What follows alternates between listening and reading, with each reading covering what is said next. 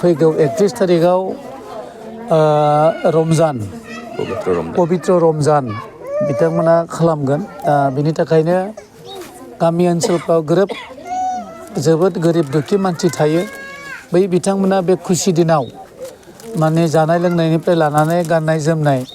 बेफोर खोब अबस्था मोजां नङिनि जाउनाव गोसोफ्रा मोजां जाया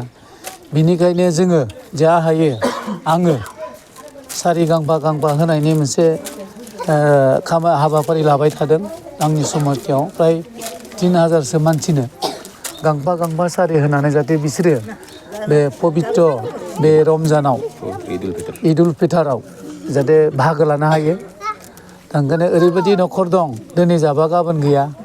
सारि गांसे बायना लानो हाया दा बैफोरबायदि गोरिब न'खरखौ नायनानै आङो गांफा सारि होनायनि बेबस्था लादों दिनै खुरसाकाटियाव बाव होदोङो आरो थिग बिदिनो आं आंनि समस्थियाव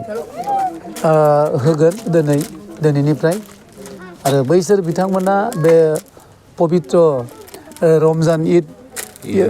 ईद उल फितराव जाहाथे बाहागो लानो हायो आरो आं सानो बे ईदनि गेजेरजों देशा सान्ति जागोन आरो जोंनि गेजेराव जौगागोन गावनि गेजेराव जाहाथे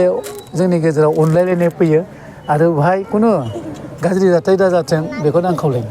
थाखो 5 आरो मेट्रिक आनजाद उथ्रिसार जागोन फरायसाफोरनि थाखाय गोजोनथाव रादाब गोनांथि आरो मोजां खाबुफोरखौ लानानै गुन गोनां सोलोंथाइ होनो नोंथांमोनखौ नेनानै दङ बड'लेण्ड स्टार एकाडेमि क'क्राझारआ 2024 इं मायथाइयाव क'क्राझार थिथागुरि समबाय मावख'नि साखाथियाव गोदानै गायसनजानाय बड'लेण्ड स्टार एकाडेमि क'क्राझाराव 2025-2026 सोलोंथाइ बोसोरनि गोदानै मुं थिसननाया सोलिगासिनो दङ बड'लेण्ड स्टार एकाडेमियाव 6 थाखोनिफ्राय 9 थाखोसिमनि फरायसाफोरा बर' बिजोङाव आरो 11 थाखोनिफ्राय 12 थाखोसिमनि फरायसाफोरा बर' बिजों आरो इंराजि बिजोङाव मुं थिसननो हागोन बेनि थाखाय आरज बिलाइ आरो फान्डुलिपि बिलाइगासिनो दङ 11 थाखोनिफ्राय 12 थाखोसिमनि फरायसाफोरनि थाखाय आखा-फाखा आरो रोंगौथि गोनां फोरोंगिरिफोरखौ लानानै साइन्स कमार्स एन्ड आर्टस मोनथाम स्ट्रिमनि सायाव फरायसाफोरखौ गुन गोनां सोलोंथाइ होनानै बायदि बिथिंजों सोरगिदिं जौगाखांनाय लाबोनो साखाफारा क'क्राझारनि थिथागुरियाव थानाय Bodoland star academia Bodoland star एकाडेमियाव मुं थिसननोब्ला बाङाय बेसेनाव मुं थिसननायनि गेजेरजोंनो फरायसाफोरा गाहायाव होनाय माखासे खाबुफोरखौ मोननो हागोन इंराजि सोलोंनायनि खाबु